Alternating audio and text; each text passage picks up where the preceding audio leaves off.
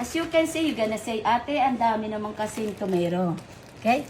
But imagine guys, the nutrient that tomato will share it to our body. Very healthy vegetable po ang tomato natin.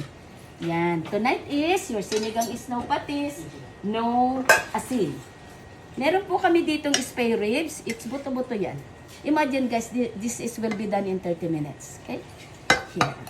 Spare ribs. Spare ribs. Ayan po. Yan.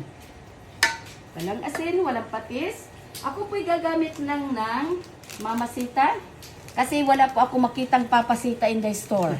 Ha, mama lang talaga ang meron. So, here is, just put it in your meat.